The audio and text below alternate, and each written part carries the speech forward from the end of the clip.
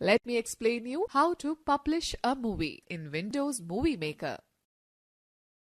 Click on the File tab, point to the Publish Movie, and from the cascading menu choose any web service like OneDrive, Facebook, Flickr, etc. you would like to publish your movie to. Or choose any online service from the Share group on the Home tab. We have chosen OneDrive. The Movie Maker dialog box will appear asking to choose the resolution of your movie. The Movie Maker also recommends a quality best for each web service. Click on the desired resolution.